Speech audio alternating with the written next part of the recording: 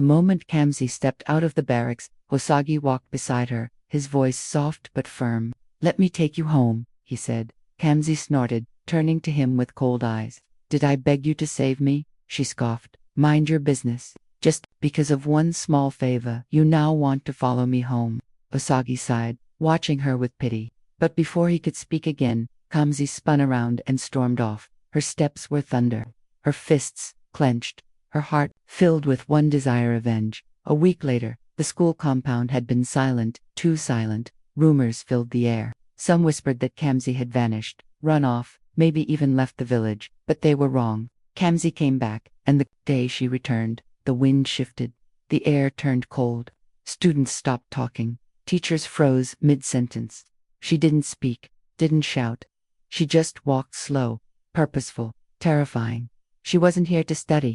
She had come to break what had broken her. The soldiers had humiliated her. The teachers had watched it happen. Now, she would repay them. That very morning, the news spread like wildfire. "Kamsi is back. She's going to finish what she started. She'll destroy the school." Panic erupted. Parents withdrew their children. Teachers packed up and left. Those who remained avoided her like a plague. Kamsi was no longer a student. She was a storm. Kamsi prowled the halls like a lioness.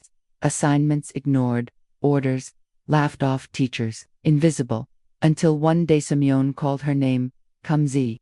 It was Osagie. She didn't answer. She lounged at the back of the class, chewing gum, feet on the desk. "Where's your assignment?" he asked. She didn't flinch. "Kamsi," he repeated. "Where's your assignment?" She turned, slowly. Her eyes were hard. "Leave me alone." Osagie crossed his arms. "No, I won't." The class went dead quiet. No one challenged Kamsi, not even teachers dared. "Why do you keep fighting everyone?" he asked gently. "Why do you hate yourself so much?" Kamsi scoffed. "Hate myself? What nonsense are you saying?" "You're not angry at the world," he said. "You're angry at yourself. You don't let people in because you're scared." Kamsi's fingers clenched into fists. Heat built in her chest. This man dared to dissect her in front of everyone. Osagie continued, unfazed. "Maybe I was wrong to help you. Maybe the soldiers were right.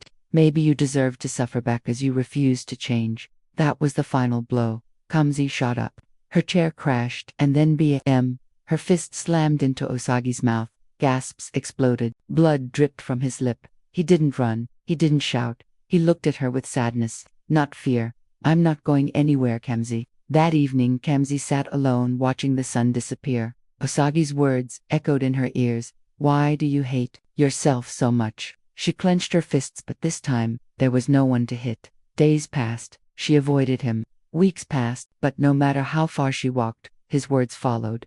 Then, one day, he found her beneath the old mango tree, her safe place. He sat beside her in silence, then said softly, "You don't have to live like this." "Like what?" she snapped. "Like a storm with no peace." She rolled her eyes, but the fire had gone from them. "I can take you to the city," Osagie said. "If you change, if you try, if you stop fighting." "Why do you care so much?" she asked. He smiled. "Because I know you're not a bad person, just hurt. And I know if you allow yourself, you can be so much more." That night, Kamsi didn't sleep. For the first time, she asked herself, "What if I stopped fighting?" The next morning, something unbelievable happened. Kamsi was the first to arrive at school. Students peered through the gate, confused. "She's here early. Maybe it's a trap." But Kamsi sat quietly. No threats, no insults. The teacher gave an assignment. Kamsi picked up her pen. She wrote. Whispers rippled. The next day, she submitted the assignment. Completed. Osagie saw her. He saw the effort. "I'll tutor you," he offered after class. "I don't need help," she muttered. "Just try," he said. And she did. She studied. She listened. She failed. She tried again. And slowly she changed. Exams came. Kamsi studied hard. And when the results came, she passed. For the first time, she didn't repeat a class. Students stopped fearing her. Teachers stopped avoiding her. She wasn't a threat anymore. She was becoming. With Osagie's help, Kamsi got admission into the university. She moved to the city, and the city was a storm of its own. In the city, Kamsi was no longer feared. She was unknown, just another student. She had to wake early, submit assignments, respect rules. One day, a student bumped into her. She clenched her fists, but the student just apologized and walked away. She blinked. Is this how normal people behave? She learned, she failed, she grew.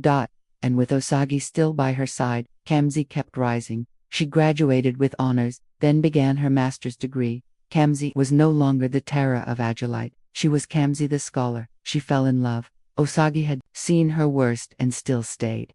He was her rock, her safe place. One evening, he looked at her and said, "You've come a long way, Kamsi." She smiled.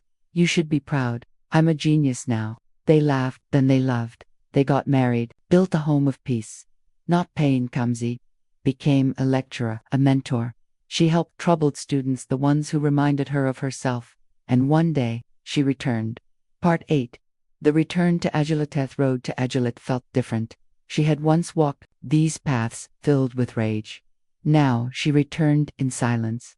The school froze. Students stared. Teachers whispered, "Is that really Kamsi?" She walked to the assembly, straight, calm, respected.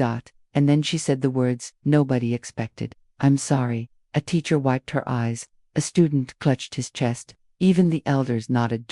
She had come full circle. Kamsi was no longer a storm. She was sheltered, and finally, she had found peace. While the school buzzed with rumors of Amina's suspension and Ontadaku's sudden departure, the house itself felt like a vacuum. No one said much. The quiet was louder than ever. Mama Kamsi barely left her room. Papa Kamsi lingered more, often at the mosque, pretending he had extra duties. It was Eber who stayed. She didn't shout, she didn't mock, she simply stayed. She cooked food and left it by the door. She picked up Kamsi's clothes that had been left in piles, ignored for days. She swept the floor even when Kamsi hadn't asked. She was present at first. Kamsi thought it was guilt. Then she realized the bar had grown, quietly, without thunder, without screaming. She had become what Kamsi could not fight: stability. One night, Kamsi whispered into the darkness of their shared room, "Why didn't you leave?" Eber replied, soft as morning dew, "Because someone stayed for me once, and it changed everything." Kamsi didn't answer, but she didn't need to. Her heart cracked, just a little. A month passed, just when Kamsi began to feel the world settling again.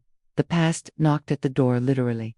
A woman in gray, stern but elegant, handed over a sealed envelope. The name on it was unmistakable: Miss Amina Okafa. Inside were court papers, a legal complaint from her ex-fiancé. She was being summoned over an unresolved land dispute, a property gifted to her during their engagement but never officially transferred. It wasn't just a legal matter, it was emotional landmine. Kamsi clenched the envelope. "He's doing this out of spite." Papa Kamsi sighed. "No, he's doing this because he knows the law." Mama Kamsi said nothing, just pressed her hands in prayer. But Eber stepped in. "We'll face it. Together, you won't go alone." And for the first time in her life, Kamsi didn't argue. The courtroom was cold. Not physically, emotionally. It reeked of old love and silent accusations. Osagie sat on the other side, eyes dull but firm.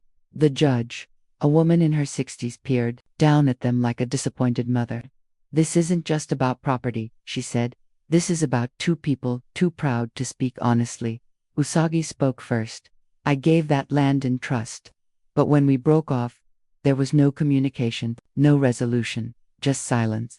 Kamsi replied, not in anger but wariness. "I didn't keep the land for wealth. I didn't even go there. I didn't want to remember anything about us." The judge nodded slowly. "You both let silence become your enemy." In the end, the case was resolved with mediation. Kamsi agreed to formally relinquish the land.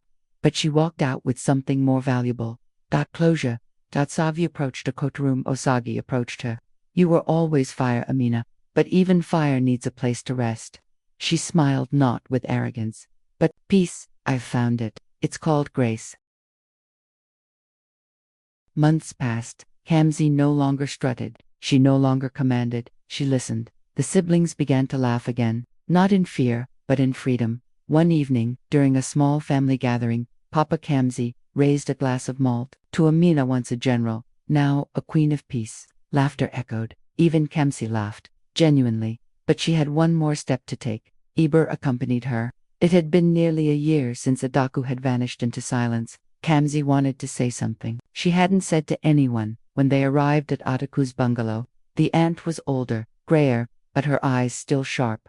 Kamsi knelt. I didn't understand you then, but I do now. You were never my enemy. You were my mirror. Adoku's eyes misted, and you were my reminder that power without humility is chaos. They embraced. Kamsi returned to the community. She started a literacy club for young girls, not to lead them with fear, but to raise them with strength, tempered by kindness. The community that once whispered behind her back now called her Noinyi Yukachi, woman of redemption. And one evening, as she sat with Iba watching the sunset, she whispered, "Power wasn't the problem, it was my heart." Iba nodded. "And now it's your crown."